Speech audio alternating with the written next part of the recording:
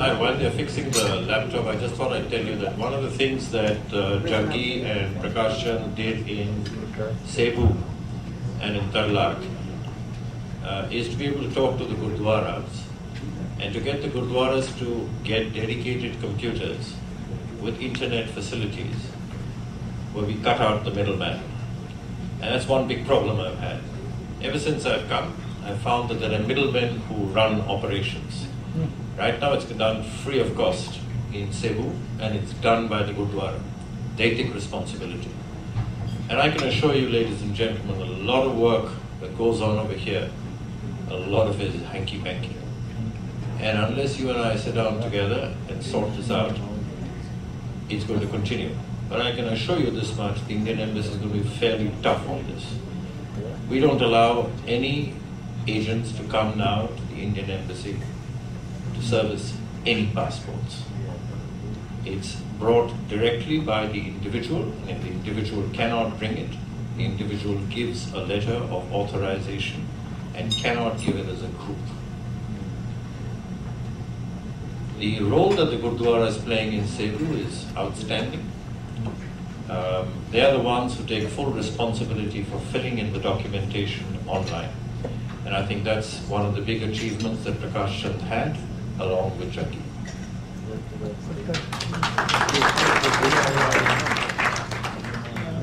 Good evening, everyone, and especially our Honorable Ambassador, Shri Amit Dasgupta from Embassy of India, Manila, and our Consular, Shri Prakash Chand, and all of my sir from Embassy of India, and also from FICCI, members who invited us here. This meeting and chairmen, our Ramesh Dargani, President Parshottam Pishumir Puri, and Vice President Gautam Dadlani. Yeah, okay. Yeah, please. I just want to introduce my about BLS. Please. Okay. Our vision is to be in top 5 companies in the world and provision of face-to-face consular service centers to all known diplomatic missions globally. Our mission is to service our customers and clients with highest level of integrity, confidentiality, and to constantly innovate our technology offerings. As of now, we have 19 branches all over the world. Visa applications processing, we help various embassies and missions to outsource visa application services to us in order to maintain their own competency, that is to assess visa in an efficient manner. We have face-to-face contact centers where a user-friendly atmosphere is maintained to make customers as comfortable as possible.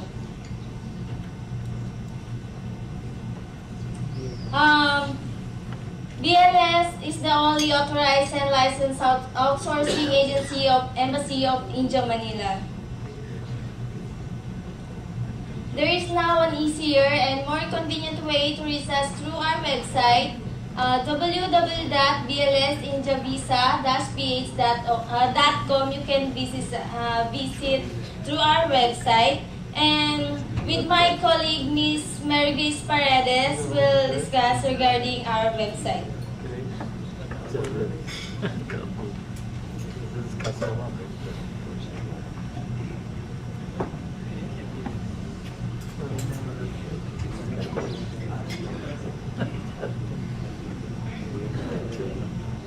So I will be discussing regarding the website of BLS India Visa. This is a user-friendly website where you can get the application visa requirements for Indian visa. So let's proceed to the guidelines. Apply. Okay. First, you must equate your type of visa. Each applicant must determine their visa type before applying to the BLS International. Then the second one, please comprehend the guidelines visa procedure. So each applicant must have the passport with valid for 6 months validity and 2 pages is required for the stamping of the visa.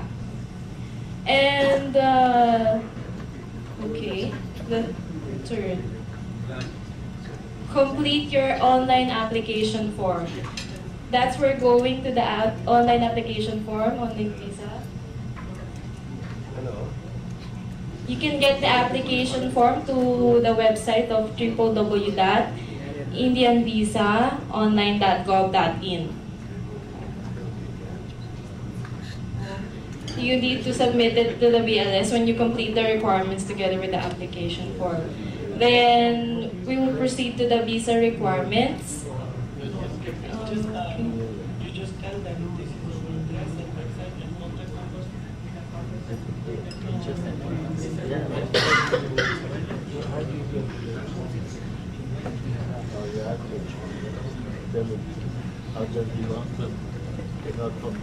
Okay, so I think all of you have an idea of what BLS does or doesn't do, but just basically tell you, I presume you know where they're located.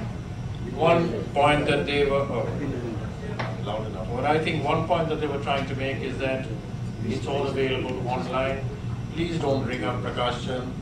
By all means, send me emails, but I keep getting emails on how should I apply for a visa. And today, the count of emails that I had, of course, on other subjects as well, was 952. Now, I unfortunately have a problem. I reply to each and every one of them. It's very, very complicated to have emails that say, how do I apply for a visa? And all I have to say is, please look at the website. You would do it for a US visa. You would do it for a British visa.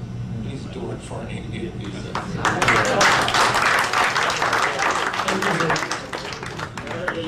Thank you, BLS, for that wonderful presentation. Wish you all a wonderful evening. May I now call on Mr. Prakashjan to do the honors of expressing some thoughts, moments, and services.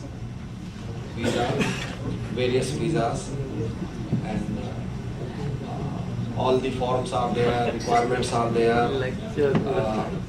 If we read it, almost all the questions are answered there. Then when we go next to passport information, this passport application form with requirements, fees, everything is available. Almost all the, if after going through the embassy website there are any questions, you are most welcome to send an email, contact through phones, we will answer, certainly, no doubt about it. All forms are downloadable. Yes, yes. This is the form. All the guidelines, what are the requirements, photographs, all online. Each and every form is available on embassy website.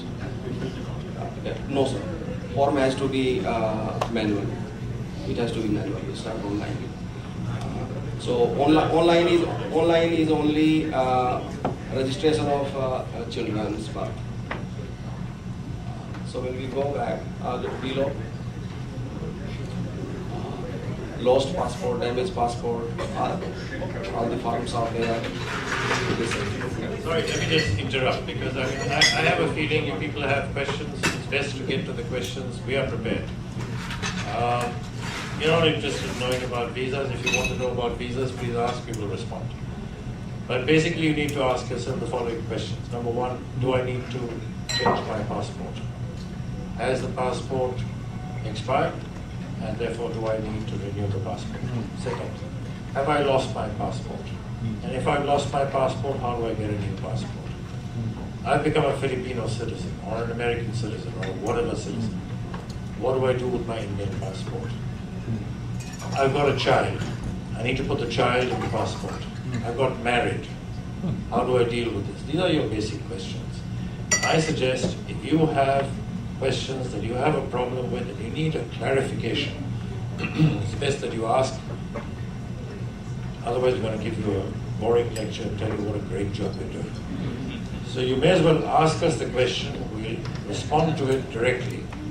And I'm not entirely certain that we're going to be able to respond accurately, correctly all the time. And I'll give you one clear example where we were not able to respond. There's a gentleman here who's not here, a gentleman from the Philippines, Dilip Mansukhani, who needed to go to India, and when he applied for the passport, this is a lock-in system. This is one of the best systems you have in the world. Many countries in the world are actually trying to imitate the Indian system because it's totally foolproof. And for those of you who need a visa, what you see as a visa sticker is a unique thing that you will see. And if you ask me, I will explain to you. The Americans, the Israelis, and many others are trying to imitate what we are doing. So it's an absolutely foolproof thing. In the case of this gentleman, he was asked, did your grandfather or your father, whatever, was born in Pakistan? And he said yes. Thereafter he said no, but the system went into a lock-in mode. You cannot break that lock-in mode, and I will tell you this much. While we in the Indian Embassy have a consular section, we are now totally centralized. The entire clearance, processing, etc. is done in India. We do have clearance for the gentleman, and he has gone to India. But please be very clear.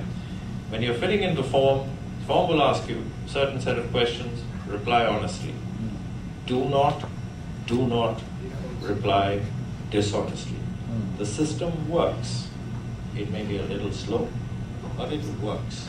I can also assure you this much, that the Indian Embassy has sufficient credibility in order to be able to expedite it. On marriage, I have a problem. And the problem really is that many people have one wife and many children in India and now want us to give them an eligibility certificate to say that they're not married and they'd like to get married to a Filipino. It's very tough for me. I'm sorry. It is very tough for me.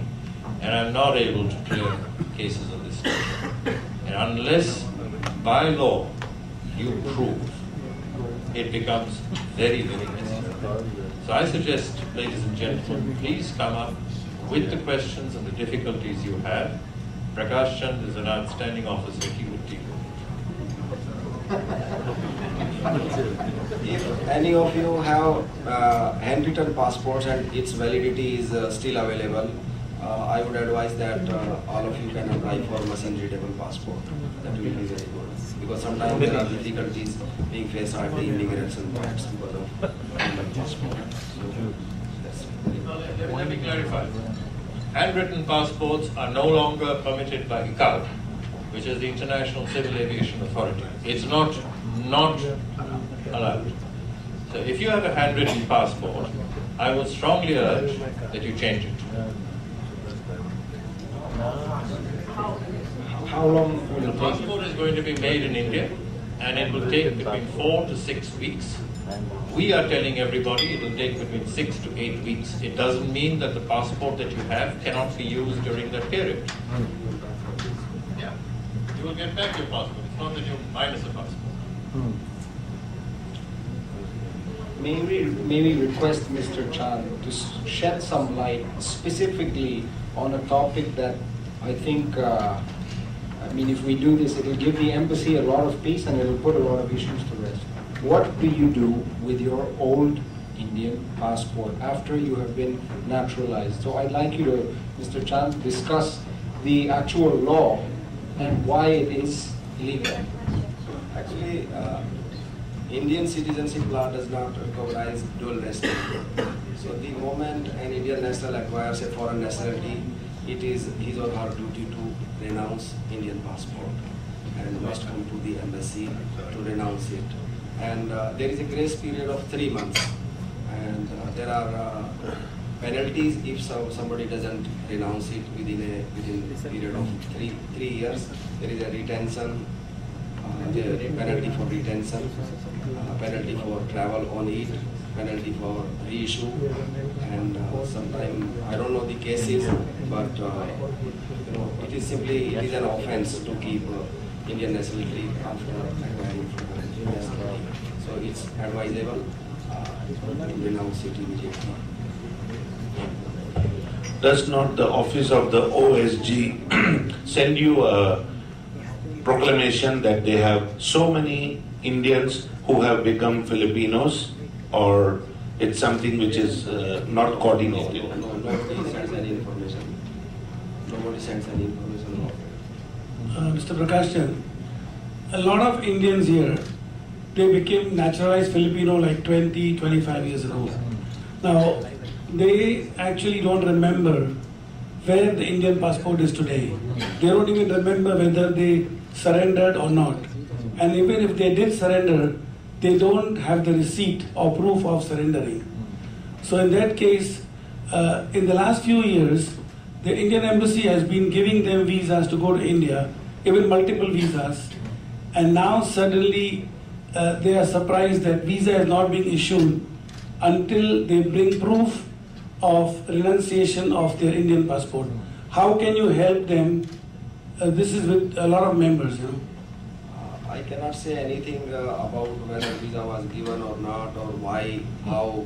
I cannot say anything about it. But if all those who do not have any passport available, it was the foreign nationality was acquired long ago, they can provide an affidavit and police report also about the passport presumed lost, and then we can issue a renunciation certificate, passport not surrendered from the applicant. Affidavit from the applicant and also the police report. You must remember, Passport is not traceable. yeah, you must remember your penalties are very high. No. So what if the Indian national Penalties are only after 1/1/2005. If the passport was valid after 1/1/2005, if the passport has expired before that date, there is only miscellaneous service fee 1160 peso. And no penalties about if the passport was misused, reissued or whatever before 2005. So if we cannot find the receipt of surrendering the passport, just a simple affidavit issued by him notarized is enough to give him a visa? No, but Let me mention, Mr. Meerpuri, the decision taken by the Ministry of Home Affairs with regard to the renunciation certificate was a recent one. And therefore, the question of somebody 5 years ago or 6 years ago following the procedure of surrendering a passport will simply not arise. What they would probably have done is that after they've obtained, let's presume, Filipino citizenship, they might have framed the Indian passport, or they would have lost it.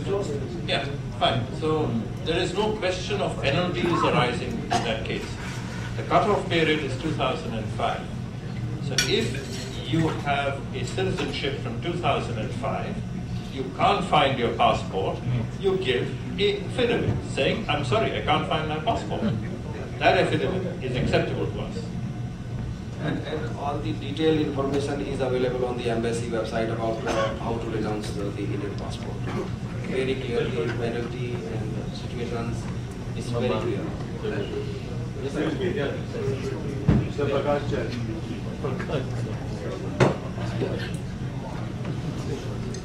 Mr. Chan, could we reconfirm? Yeah. Okay. Do you need only an affidavit or an affidavit and a police report? Police report also. Okay. Presumed lost. That So- it is not traceable or something, so that. And that means in the Philippines, By the way, us. it's here on the website. The entire thing is available here. We just clicked it on for you. Okay, so a police report is basically something that is entered in the police blotter, and one copy is kept with the Philippine National Police station that you do this in, and one is notarized or one is stamped and given to the person requesting it. Yes. Yes. Mr. Prakash Chan. All the information about how to surrender. Excuse me, Mr. Prakash Chan, I have a question. Yes, sir. People have become Filipinos way back in 1977, 78. They have surrendered their passport to the Indian embassy already. When they want to apply for OCI card or other things, they ask them the proof that when they became Filipino and when did they surrender their passports. you don't expect people to keep their passports for so many years. So how do we get our OCI cards or other documents if we don't have the passport already? They want proofs that how did we become Filipino, when were we Indian, and all those things. So in order to become an OCI, you do not require to show me a document where you have surrendered the passport. OCI is a separate requirement, I can come to it. If you have become a Filipino national 10, 15, 20 years ago, as I'm saying to you, all you give to me is a piece of paper signed by you saying that you are a Filipino citizen. And all right, so let's just backtrack a little bit. Why is it that there is this big issue about renouncing the Indian passport? Why? I will explain to you. What happens is that people were operating on two passports. And if you want me to tell you names, I will tell you names. Not from here, but it created a security issue where they had a passport of a particular country. They used their Indian passport, which was not surrendered, but constantly kept getting extended to enter Indian territory. So they were actually operating with two passports. So no visa was required, and therefore tracking them was very difficult. The government took a decision, A, since we do not recognize dual citizenship, what we will ask for is cancellation of the Indian passport. The moment you cancel that Indian passport, it goes into our computer system and it cannot be misused. Now that's the logic behind it. Sometimes logic leads to inconvenience, as indeed it has in the case of many persons of Indian origin who have accepted citizenship of another country. They now are inconvenienced. Now what I'm mentioning to you is that if you give a certificate saying that, look, I had an Indian passport, I'm sorry I don't know what I did with it, but I can assure you it was not misused, he and I will accept it. That guarantee I have. We already surrendered our passport. There are other issues when you want to apply for something. By the way, if you want to apply for an OCI, that's a separate issue. If you want to apply for an OCI, you need to give me proof of having been an Indian citizen. How do we have the passport? I'm sorry, that onus is on you. As you know, the law in the Sir, Philippines, even if you're born here, you're not a citizen.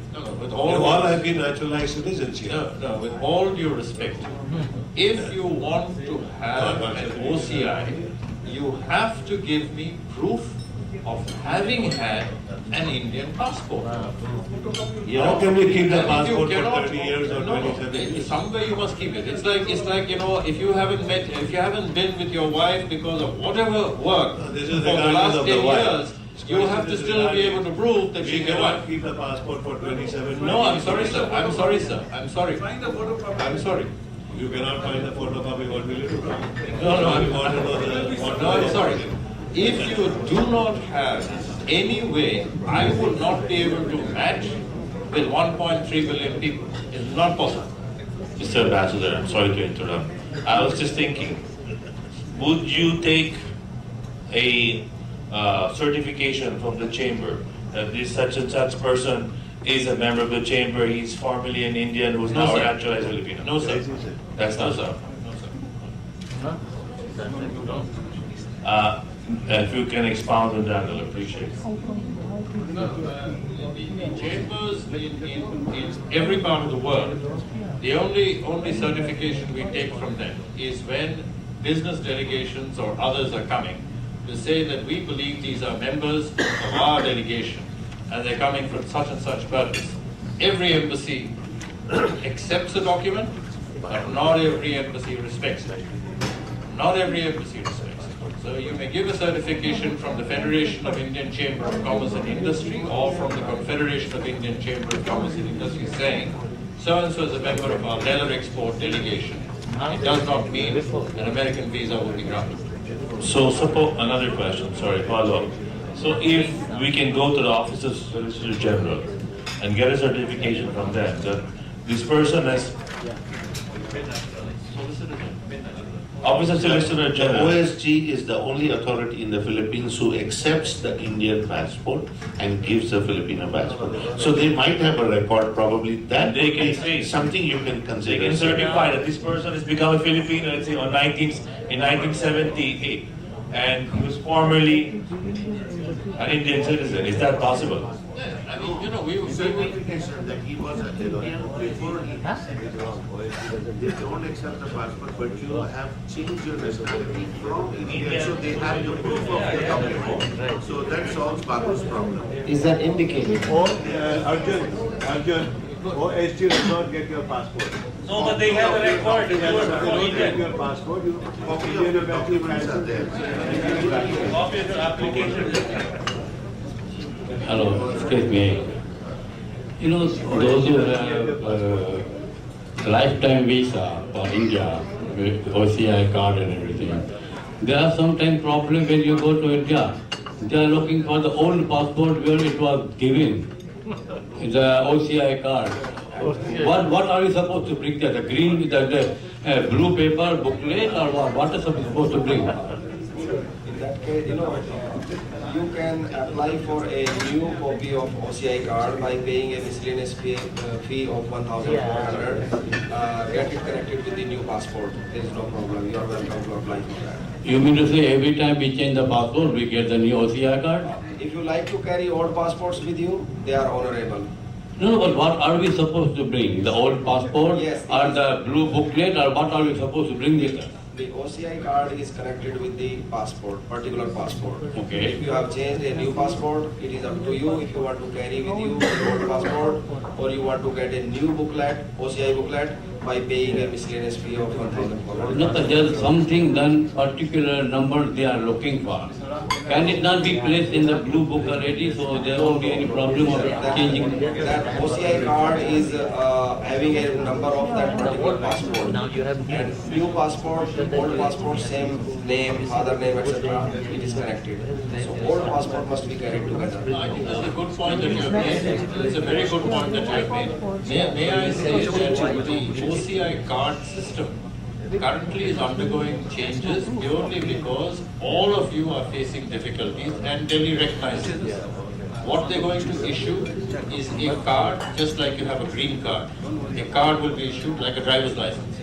That card is going to replace it, and so it doesn't matter what your passport is, whether it changes, etc., you will not need to replace this. Thank you. What happens, sir? What happens, sir, is that people carry a passport, forget to carry the card. That is the problem.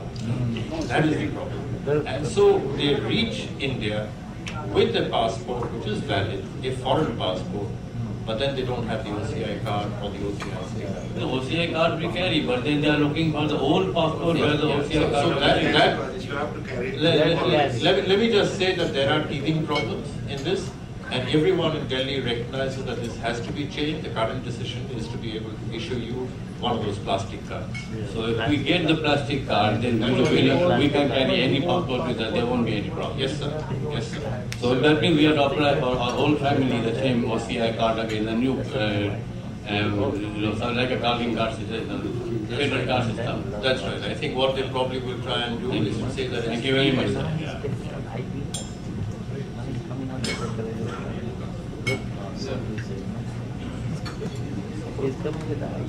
Hi, good evening, everybody. First, ladies and gentlemen, this is the first time in my life that I'm seeing Mr. Vishu Abhiramani in a suit.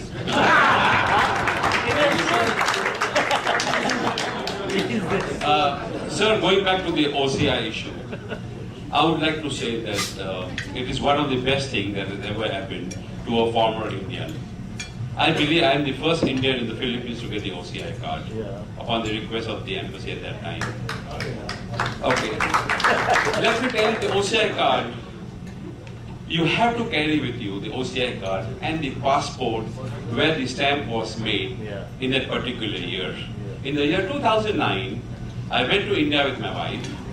I did not bring the old passport. I only bought the OCI card.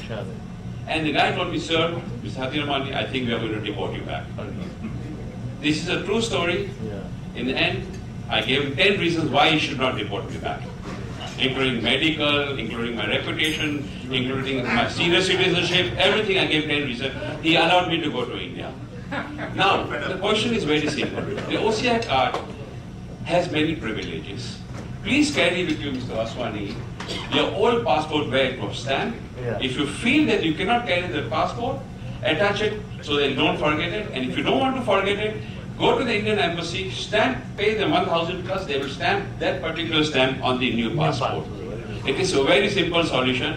On the other side, the PIO card does not require to have a stamp. Only a card is valid. It is a little confusing, but that's India after all, honestly speaking. So, coming to that issue, I think it is a very nice thing. By the way, those who are holding OCI card can even get travel tax exemption, for those who do not know.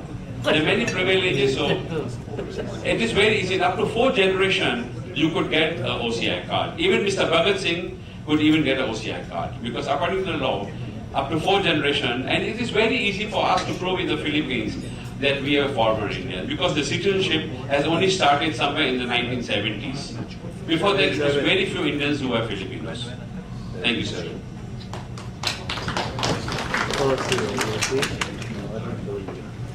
Good evening. Just to clarify something like, my son's born here in the Philippines. I am a naturalized Filipino as well as my wife. I have no proof that my son has been an Indian, but since we're Indian, is he eligible for OCI? If you can provide your passport, he is eligible. He is eligible for OCI. It's okay. Either mother or father, they can get OCI card. No problem. Okay. What happens when, regarding the visa again? What happens when, like, we experienced fire, and if we have lost the old Indian passport in the fire, are we allowed to do the affidavit? Yeah. Okay. Once you get OCI or you renounce your Indian nationality, we might even have the details available on our internet system. You can check with the embassy how we can help. Okay. Thank you.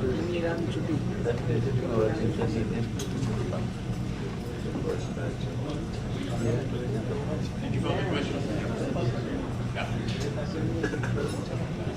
Good evening, sir. Hello. This problem was brought to me by a friend of mine, and this is not an embassy problem, this is a community problem. Many of us are permanent residents here. Our dependents or wife gets a visa, TRV visa, they call 5 years visa. When that 5-year visa expires, the immigration requires police clearance from Delhi only. So this is recently they have started last 3-4 months. The order says that police clearance should be from Delhi. Yeah. But for the last 2 months, 1.5 2 months, they are accepting police clearance issued by the embassy.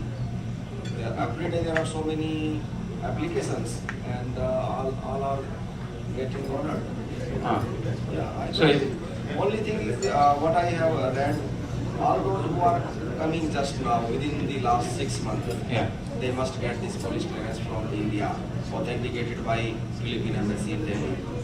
All those who are living here for longer period, BCC police clearance certificate issued by the embassy is respected by the. It's accepted by the. It's every day we so many. Because this is asked by some. In the last month we have issued more police clearances than here. Yeah. Yeah. So many every day there is a long queue. Thank you.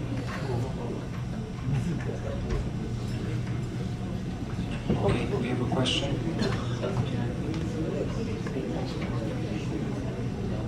Hi sir, नमस्कार।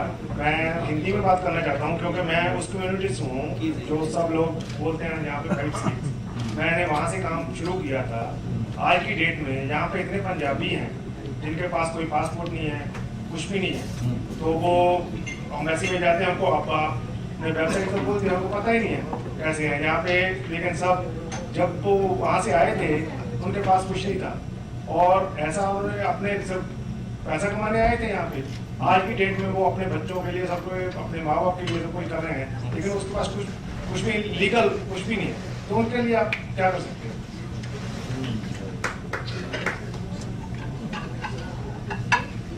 बताइए, वो आए यहाँ पर बिना passport? No, they are come with the passport, but they are come with the agents like that, or now they have a problem. नहीं, ये बताइए आप क्या चाहते हैं कि उनके लिए करना चाहिए? सर जी, मैं ये चाहता हूँ कम से कम वो अपने माँ बाप के पास से आए हैं, उनके पास कुछ भी नहीं है, कोई डॉक्यूमेंट नहीं है, कुछ भी नहीं है। नहीं, और डॉक्यूमेंट नहीं है, तो आप कह रहे हैं कि उनके पास पासपोर्ट है? आधे लोगों के तो पासपोर्ट भी नहीं है उनके पास। तो वो आधे यहाँ पर आ रहे हैं बिना पासपोर्ट? नहीं, खुला बोलो, बैकडोर से आए, खुला बोलो ना, खुला बोलो कि बैकडोर से आए। नो सर, पहले वो पासपोर्ट के साथ ही आए, ट्रैवल एजेंटों ने किसी ने कहा उसके धोखा किया, कुछ भी हुआ उनके साथ, तो अब क्या है, ना तो उनके पास पासपोर्ट है, तो ना उनके पास वीजा है, ना उनके पास कुछ है, उनका क्या हो सकता है? In other words, backdoor. If you are asking me,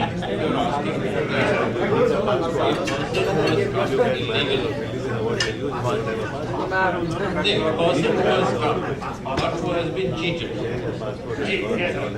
and having been cheated, and because of all the izzat his family has paid money, etc., there is a question of, मतलब इज्जत वाली की तो बात है, वो गांव छोड़ के यहाँ पर आए हैं, जी सर, ठीक है ना, और इज्जत के साथ ही यहाँ पर आए हैं, और आने के बाद उनको धोखागिरी हुआ, ठीक है ना। आप हमसे ये प्रश्न पूछ रहे हैं कि आने के बाद जब इतना धोखाबाजी हुआ उसके साथ, आप क्या मदद कर सकते हैं, ठीक है ना, that is your question sir. हम लोग इंडियन हैं क्योंकि हम, जी सर, उसमें ये हम कह सकते हैं, number one is that I can not legalise stay, because it is not government of India that legalizes the stay. The stay is in a foreign country. It is the Philippines government that will legalize the stay. Number one. Number two, will the Philippines government legalize it? I don't think so. However, Philippines government on various occasions says we will give amnesty. But that is a matter between Philippines government and I am not involved. Your question is, how can the government of India assist? I don't think the government of India can assist. Cannot assist. No.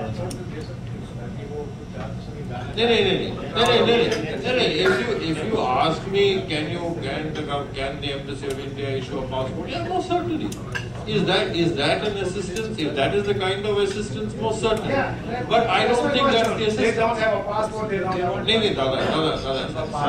What you are asking, in my view, I mean, from all the people on 5s and 6s that I have met, these people have spent between 40 to 50 lakhs in many cases in order to come to the Philippines or go to the Middle East or go wherever, but in order to actually find a place to work. Now the assistance they want is to be able to recover this cost. That is the assistance. If you tell me the assistance is to go back to India, the embassy of India will assist. No problem. Why will we not assist? Sir ji, हमें क्या है? उनके बीवी बच्चे वहाँ पे घर में वो ऐसे पैसे किसी को दे के आ गए, तो उनका क्या कसूर है? नहीं, दादा यही तो मैं कह रहा हूँ कि आप कह रहे हैं कि जो मदद करना है, तो मदद तो दो तरीका का हो सकता है ना। तो एक तो उनको नौकरी देना, उनके पैसा जो है, नहीं, एक्चुअली वो नौकरी का काम कर रहे हैं, काम की कोई प्रॉब्लम नहीं, लेकिन काम तो जब क्या चाहिए, उनको पासपोर्ट चाहिए। जी बिल्कुल, उनको पासपोर्ट चाहिए। पासपोर्ट हम दे देंगे। That's my point. Thanks, sir. No, passport is valid. He will ultimately need a visa. Sir ji, उनकी प्रॉब्लम है वो, लेकिन उनके पास पासपोर्ट ही नहीं है। No. उनके साथ प्लीज अंडरस्टैंड, उनके साथ इतना धोखा हुआ है। I understand. No, please. घर से वो आए, उनके पास कोई पैसा नहीं था, कुछ भी नहीं था, यहाँ पे आए पैसे उनके पास। नहीं दादा, मैं उतना बदतमीज नहीं हूँ कि मुझे समझ में नहीं आ रहा है। आपके जैसे, हमारे जैसे, ये भी हमारे भाई बहन। मैं आपसे ये कह रहा हूँ कि उनको पासपोर्ट मिलने से उनका यहाँ रहना does not become legal. He needs a visa. He needs a visa. So what is the help you are asking me to give him? You want me to give him a passport? We'll give him a passport. But how will that passport help him? How? if he wants to go back, sir ji बहुत लोगों ने ऐसे हैं ना, उन्होंने शादी की हुई है फिलिपिना से, लेकिन उनके पास पासपोर्ट ही नहीं है। That is their lookout. Legal कैसे है?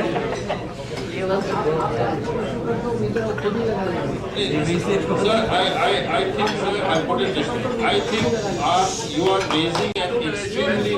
Guys, that's two please. दादा, आपका शुभ नाम क्या है? सुरेंद्र पाल।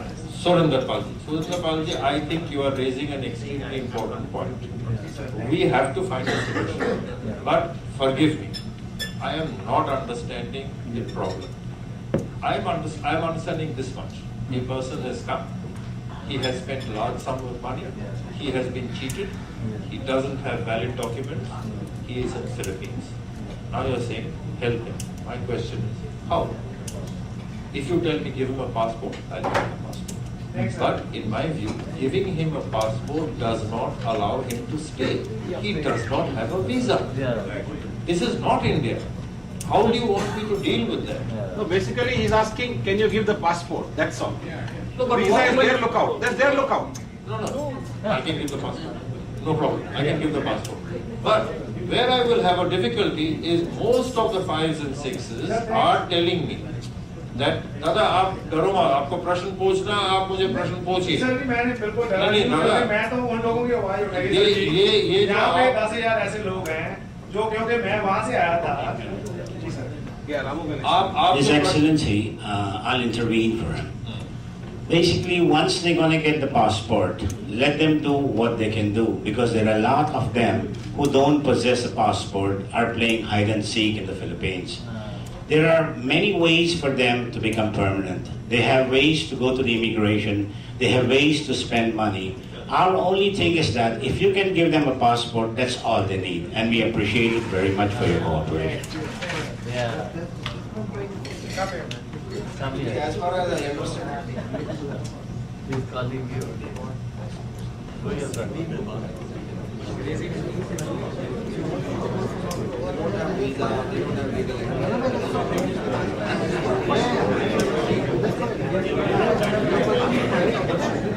Okay, I'm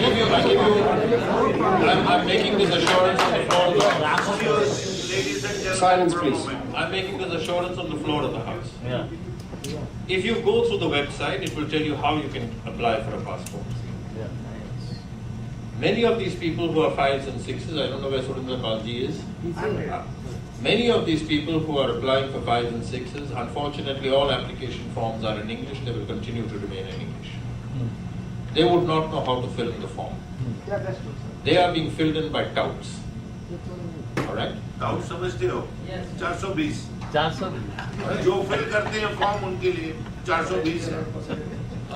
आपको समझाने Now if you are able to like we are doing in Cebu, involve the Gurdwara in being able to fill in the form correctly. I give you my assurance, if the form is filled in correctly, if you give me proof of his earlier passport or whatever details we can find, we will issue the passport.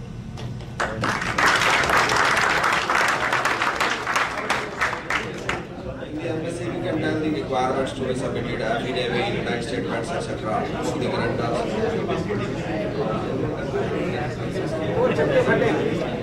Like guarantors, their passport copy, ID, bank statement, other documents.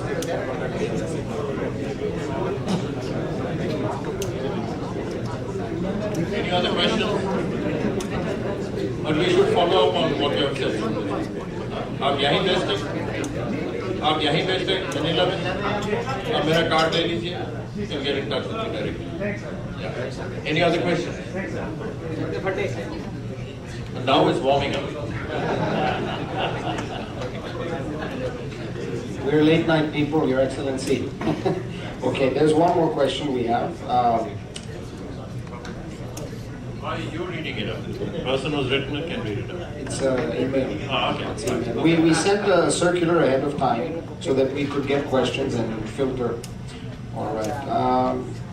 There's a birth certificate, an Indian birth certificate that has been issued in Hindi, issued in India, of course, and this party requires it to be translated in English language in Manila. can the Indian embassy do some sort of assistance for this matter? It's in between translation and certification. Actually, I know Hindi. If somebody can translate, I can see the details and I'll tell you, there is a rule position. A person who translates must be an authorized translator. It cannot be that, I sit up and start translating from Hindi into English or from Bangla into English. It doesn't work like that, I have to be recognized as an authorized translator, which is why I was hoping that in the Mahatma Gandhi International School, at least they would be teaching Hindi and we would have an authorized translator. Sir, you should take this matter up.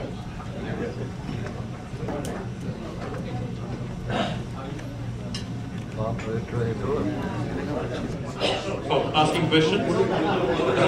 Authorized translation? All of you. All of you. Or perhaps Mr. Chand can do Saturday duty? No, sir, I put it this way.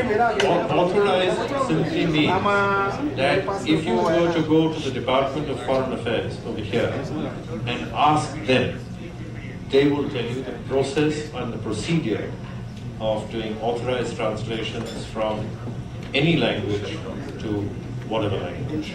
Yeah, so there is a French authorized translator, German, Spanish, Arabic. Thank you very much. And we will, at a push comes to shove, of course, accept an unauthorized translation. Push comes to shove. Don't do it. Instead of going for the authentication of this Hindi birth certificate, embassy has been issuing birth certificate based on passport details. Okay. I understand that is being honored a lot by the immigration. Okay. So you can go for birth certificate based on your passport. Okay. So that Hindi, English is not so important. All right. We'll reply to this party and inform them of such. And just for the benefit of everybody here, the Department of Foreign Affairs website is dfa.gov.ph, and you can see the translation details. Everything is online. I have one question. Sorry. Good evening, Mr. Ambassador. I just have a story to share with you, but my story can be very boring, so if I see three people yawn, I'll just cut short my story. Is that okay? Or you can make it exciting and fast. I'm happy to make it exciting. Okay, so I'll try to make it as exciting as possible. My mother happens to be not ambulatory, so her passport.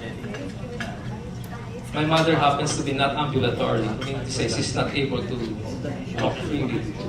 So her passport is about to expire. And so we had to send a messenger to the embassy to renew her passport. And my mother is now 85 years old, and the requirement is to take a photo. So she goes to she does her usual beauty regimen so that she can get her picture taken. And when we sent the picture to the embassy, the girl there, which the name I'd like to withhold, rejected the picture saying that she doesn't look 85 years old. So I was flabbergasted, and to my dismay, I sent my mother back to the photo studio rather, and I asked the beautician there to make her look 120 years old. And I'm glad that the beautician in the parlor used to be a mortician. So they're used to fixing people up. So when my mother's picture was taken, as a proof to realize the veracity of the picture, I even attached an official receipt to show that the picture was recently taken. And apparently, the girl received the picture saying that there was really not much of a difference between the first picture and the second picture, despite the fact that the mortician fixed her up already.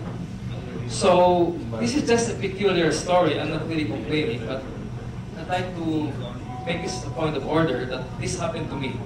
And it's a very, very frustrating experience on my part. Sir, may I, as the Indian ambassador in Manila, extend to you my personal apology.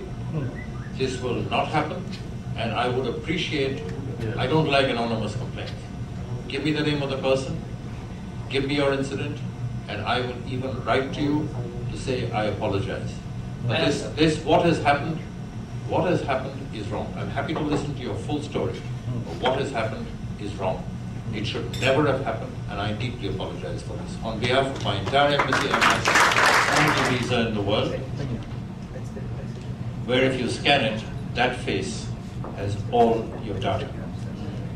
We follow, to some extent, the American system in terms of the size. You may disagree with what the size should be. I have advised BLS to make facilities for that. I do apologize, it causes inconvenience. It doesn't matter whether your mother is 85 years old or your daughter is 5 years old, it is an inconvenience. And I apologize for this. Thank you, sir.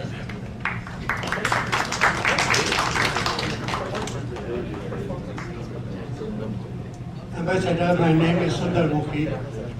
What he just said, I have just received and heard the experience which you as an ambassador helped out one person who you invited her to come today.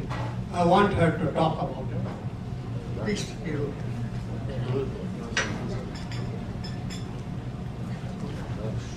Hi, good evening. Recently, I had gone to the embassy with my mom, and we had to renew her passport as well.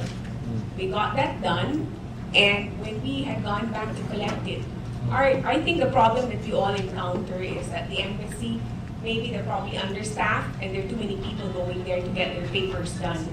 When we went back to collect my mom's passport, there was no one at the releasing window.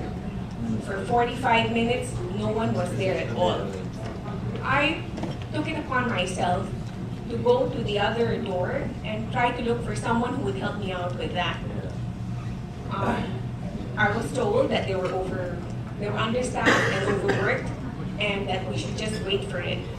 What I was very upset about was that when you have a releasing period from 2:30 to 4, you live up to that releasing period. Otherwise, put a note out that you're going to delay the releasing period or come back on another day. But no one was around to talk to.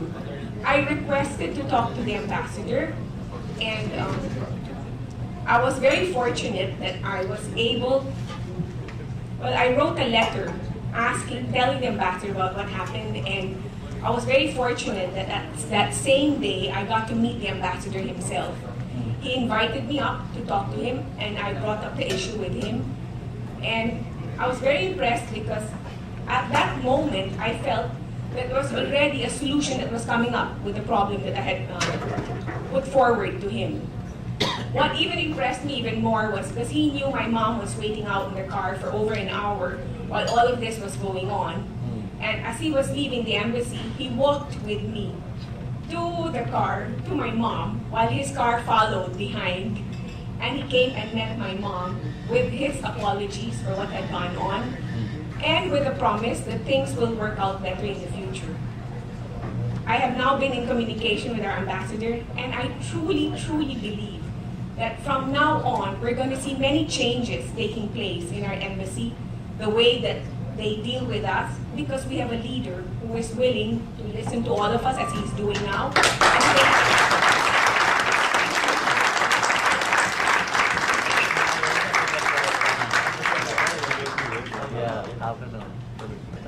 Actually, I wanted to say that my daughter always thought I was a great guy, and it's great to hear that other people think the same. If there are any other questions, I'd be happy to take them.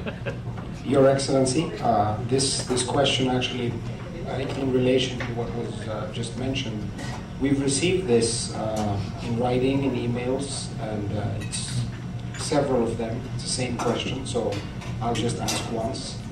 Are there any plans of, with increased tourism, increased traffic, of increasing the number of staff in the embassy?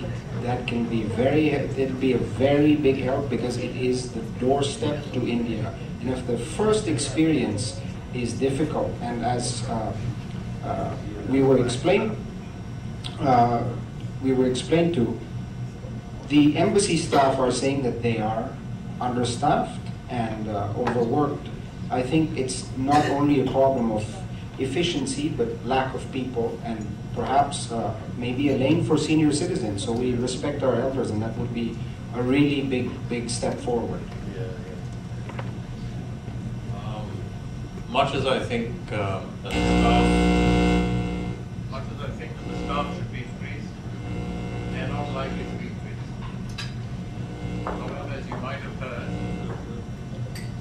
However, as you might have heard, you can hear me, I think. However, as you might have heard that the number of stations of landing in India from where you can get a visa on arrival has been increased by 5 more. You only hope with pressure from your side it would increase in the reverse direction as well. But am I hopeful of getting more people? No. I will share with you, and this is not an excuse, not an excuse. In my view, as a manager, as a leader of a system, I have failed. Mr. Prakash comes at 9 o'clock in the morning, leaves at 9 o'clock at night. Is this the way to work? I don't think so. I don't think so. But believe you me, the bulk of the time is spent in responding to questions which are on your website. No one looks at it. The bulk of my telephone calls are to say, please look at the website. How do I apply for a passport? Right? Please look at the website. If you ring up the British Embassy, they will charge you for every question you ask. And you pay with the credit card and you pay upfront. But we spend most of our time in responding to basic questions which can actually be seen on a website. And then of course, we have, pardon my saying so, I'm not criticizing anyone, everyone wants to jump the queue. Nobody wants to stick in line. You won't do this in the US Embassy. Why do you do this with the Indian Embassy? Why? Indian nature to be patient. But people that Surendraji was talking about, they are the left out. They are. They have no means, they are so scared to come to the Indian Embassy. And most of the time, it's the touts that fix that. Today, we stop the tout, and they don't know how to deal with it. So the people come all the way from Cebu to Manila to pick up a document which they don't understand because it's in English. And we Indians fix them further because we charge them to fill up that stupid documents. I don't think this is the way it works, which is why I said, let's work together. You have to work as a community. You have to work as a community. You don't work as a community, it doesn't function. I can be your ambassador, come as a ship and I'll go on the ship. But you guys are going to be public. Your Excellency. Yeah.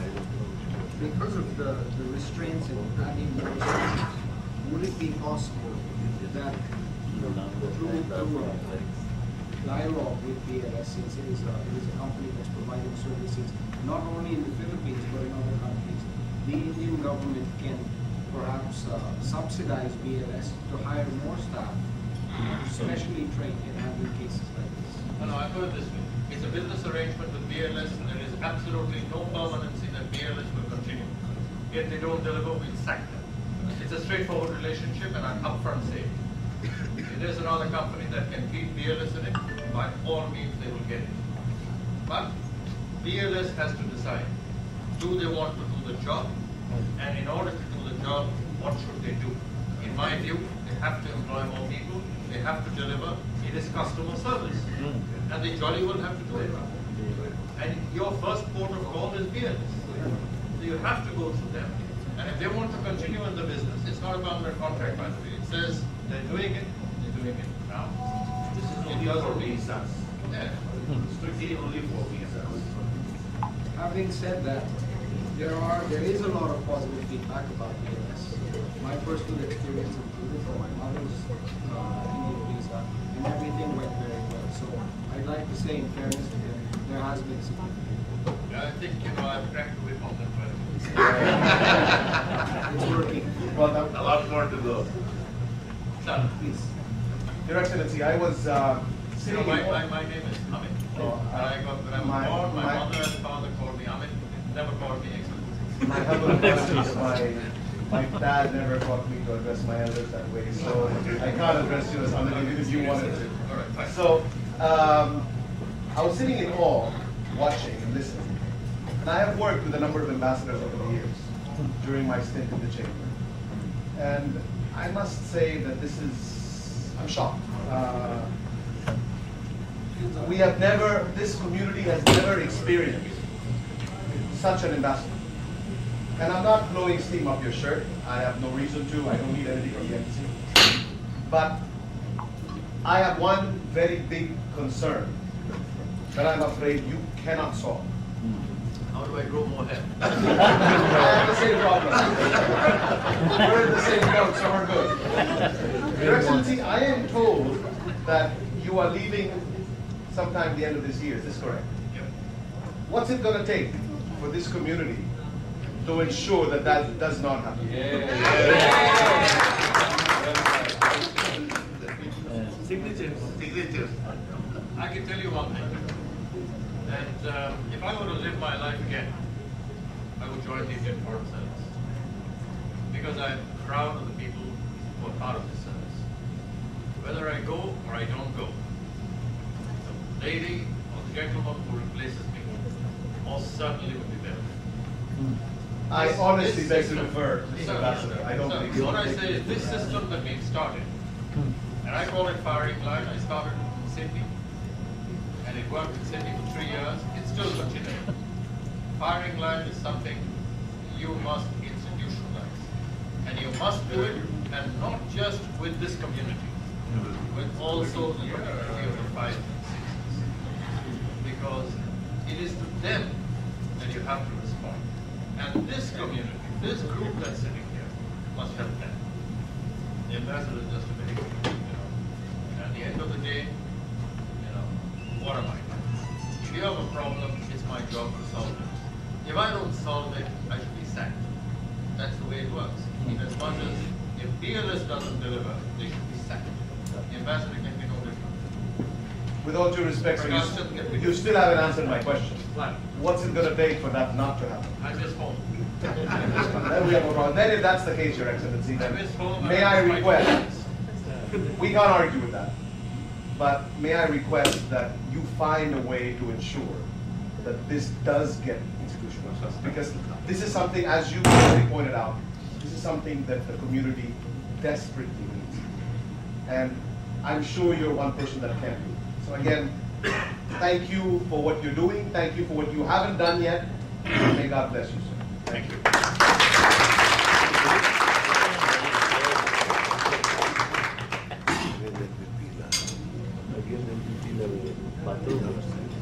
Done? No questions? One question. One more question. Just a quick question, Excellency. First is the issue of parking, which is not in your capacity because of DASMA. We do understand that. However, what would be a solution?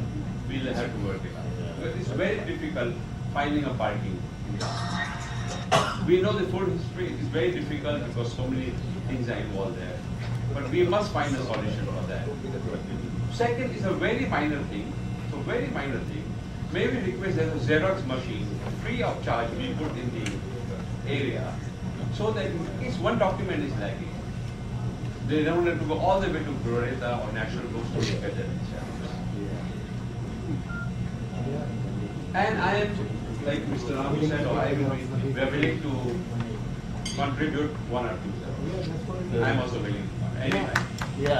Even the chamber, I'm sure.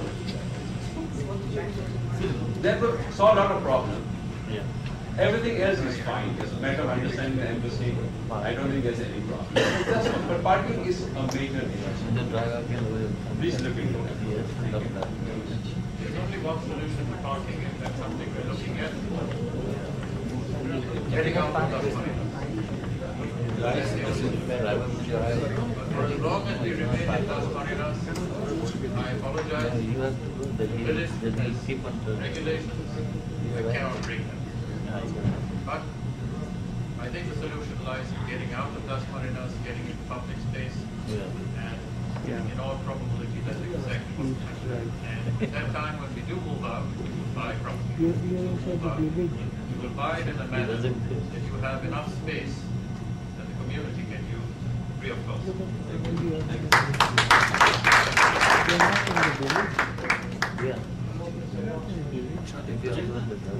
Well, the Xerox machine, I don't use it.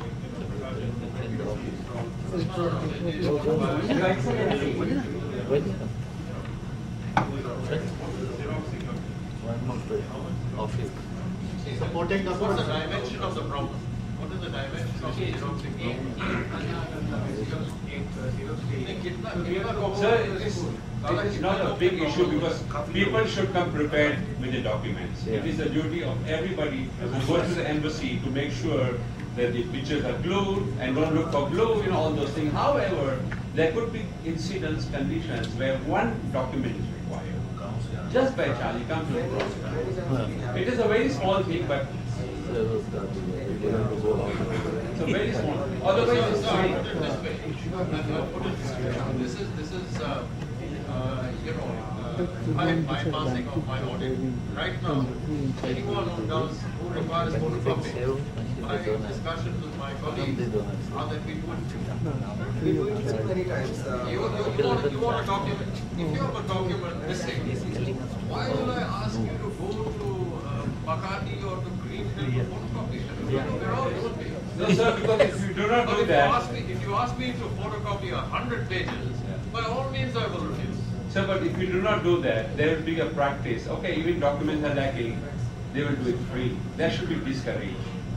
No, if you put in a photocopy, if you put in a photocopy machine, and say that it can be photocopied free of charge, it doesn't matter who's providing the photocopy. It's free of cost, everybody. Okay, so if you are assuring it's free of cost, thank you, sir. Thank you very much. Provided it's for 100 pages.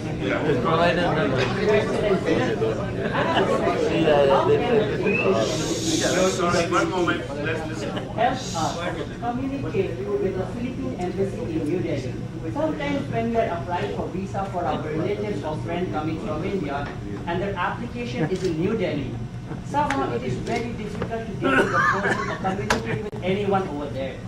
And we don't get to know the reason for the refusal whatsoever or for the delay. The receptionist who picks up the phone does not want to transfer that line to anyone. Can I respond? Yes, please. On this particular instance, if the Federation takes I beg your pardon. If you were to take responsibility and say that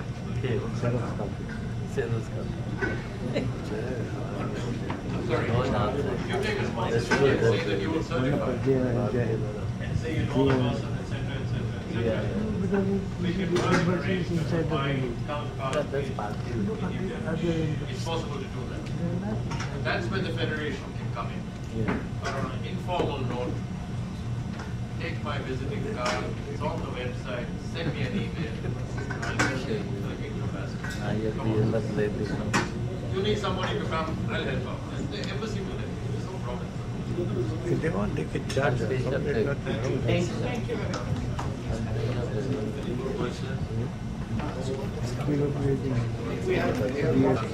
You follow.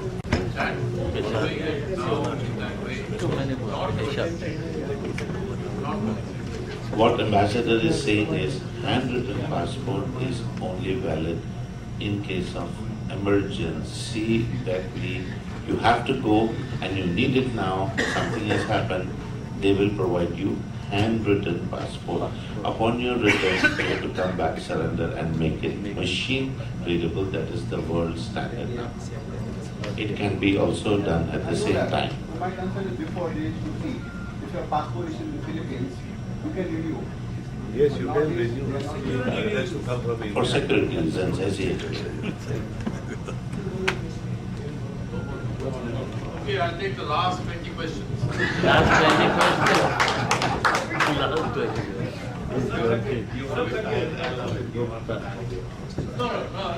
The spelling of my name, Rajiv, was not followed based on my birth certificate. So when I told them to follow it based on my birth certificate, they didn't. They brought it back to the same wrong spelling, and because of that, all of my other documents, travel documents, became all wrong spelling. So That can be corrected. No, I'm sorry. Whoever did not correct it, not judging my predecessors, made a mistake. We are correcting so It will be corrected. You want it corrected? Now. We'll see Bring your- in your documents. We'll We see will your correct it. documents. And then, Please do not operate.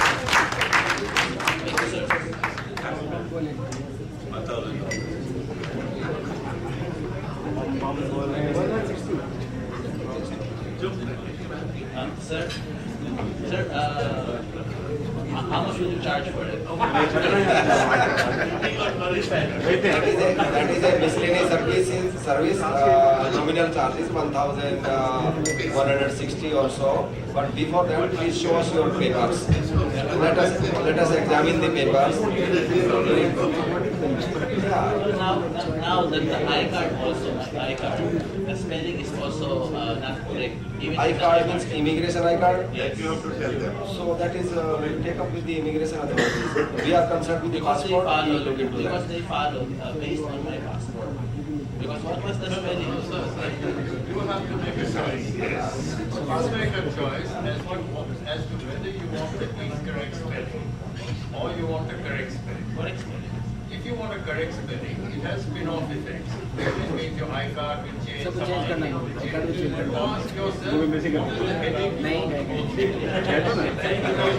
Excuse me, my recommendation to you is, as long as you travel on an international document, and it does not bother you, if you will change one document, and you have to change immigration papers, you will have another headache. So please think it over before you give the Indian embassy and the immigration a problem which does not exist anymore as of this moment. If example, I travel, okay, and by coincidence they see that my spelling on my passport, my driver's license, or other Your documents. driver's license has nothing to do with your international travel. Yes. Or let's say birth certificate. Even through birth certificate, the spelling is different from my birth certificate. Rajiv, you can have a question. Think about it. Think about it.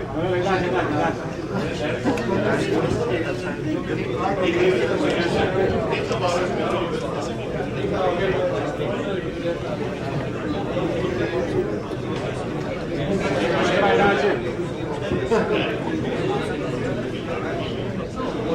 Sindhis, and their parents and grandparents are born in Pakistan or have ties to Pakistan.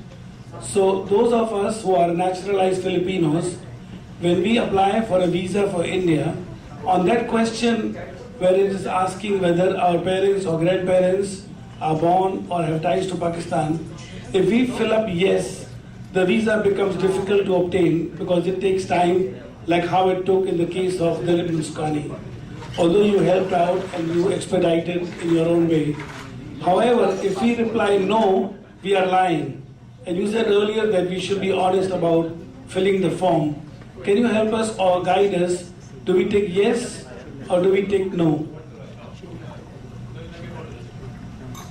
So the mic is working. Yeah. You do not fill in an application form incorrectly. Number one. Number two, the first letter that will issue tomorrow is on the discussions that we have had today, and I will make the point that a very large number of the Sindhi community that is in the Philippines will be unfairly disadvantaged if they respond correctly. And I am advising you to respond correctly. And I can assure you there will be a change and I will come back to you. I think you you will appreciate the speed with which the decision on Mr. Mansukani's case took place will reflect how quickly you will respond. The record of our members, something has been about his case, and the Ministry of Home Affairs has been sent a letter by the good ambassador. So it is in motion, and there will be a resolution soon. We just don't know when. I think with that, we can close the open forum. There are no more questions. 18 more. I was told that the Bharati was planning to attend this meeting in order to ask some difficult questions. The ladies are all very quiet and, looking for some tough questions from that end. They have 18 questions. One question. You're very satisfied with your pictures.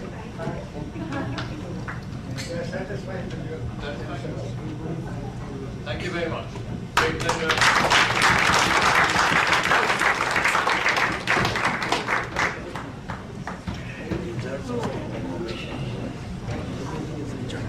The program is still continuing. Gentlemen, do not stand up. Please be seated. Thank you. Please have a seat. Gentlemen, please have a seat. May I request everybody to be seated still? Hello? Can we request everybody to be seated, please?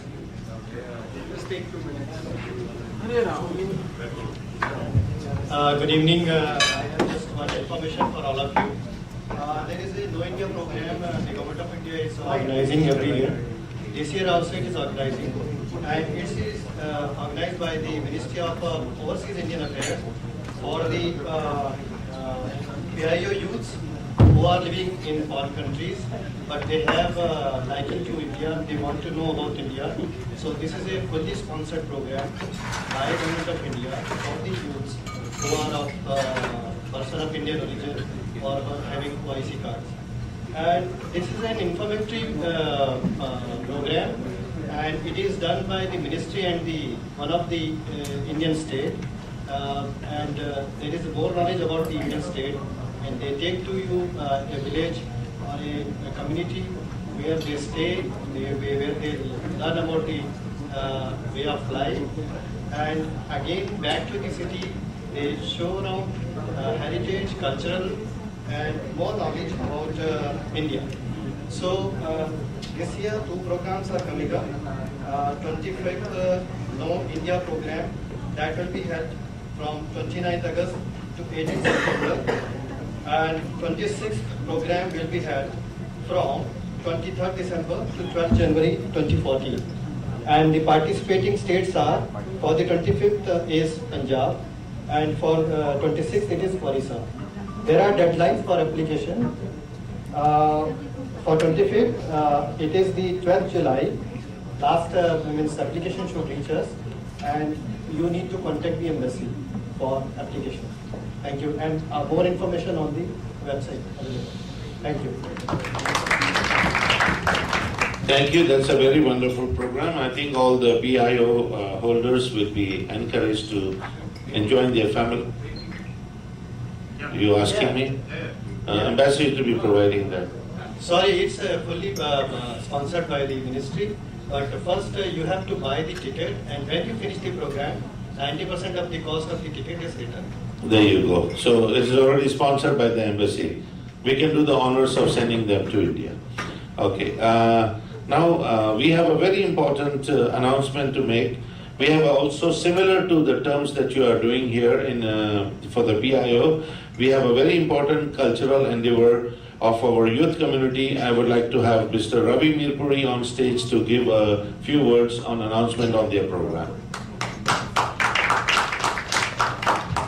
Good evening, everyone. I know that it's extremely late, so just give me 2 minutes of your time.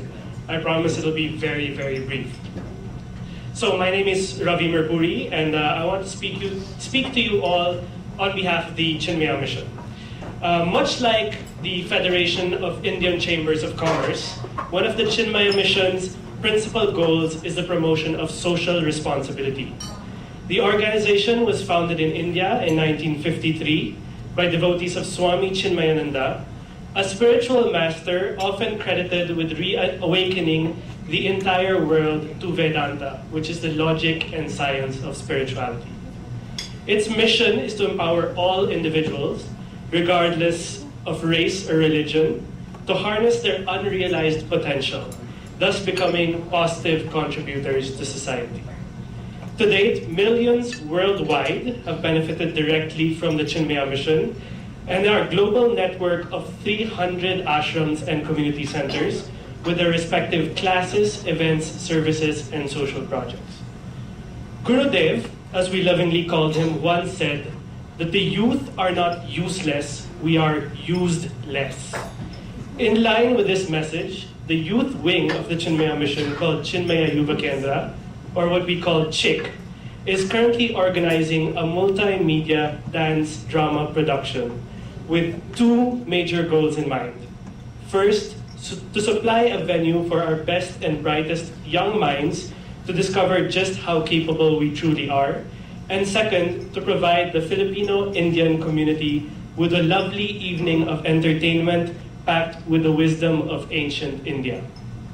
On behalf of the entire Chinmaya Mission Philippines and CHIC Manila, I take great pleasure in inviting all gathered to this play entitled Drop It, which will be performed in the honored presence of His Holiness Swami Swarupanandaji, who many of you know from his ZTV television program.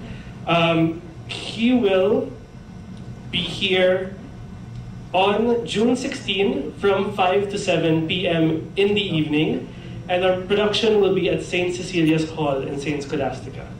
So through a combination of traditional stage acting, multiple dance numbers, computer animation, the play tells the story of Vivek, a financial news anchor who loses his job.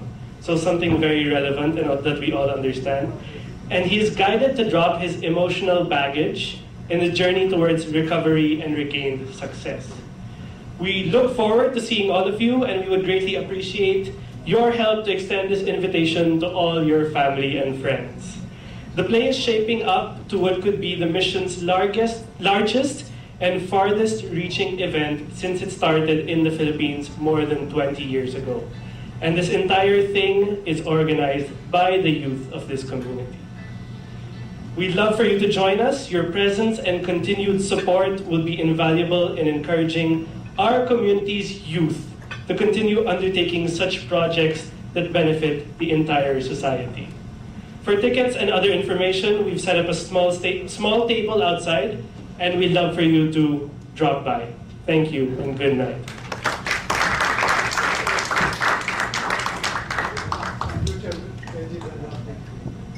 Thank you, Ravi. We hope and wish you success for this endeavor.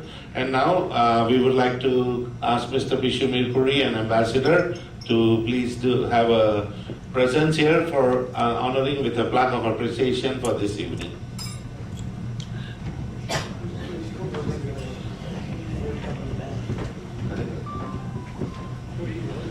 May I read out? The Federation of Indian Chamber of Commerce presents this plaque of appreciation to His Excellency Amit Dasgupta, Ambassador of India to the Philippines, in sincere appreciation and gratitude for his distinguished presence as guest of honor and speaker at the FICC General Membership Meeting given this 21st day of May 2013 at the Tower Club, Makati City, signed Bishu Mirpuri, President, and Hiren Mirchandani as the Corporate Secretary.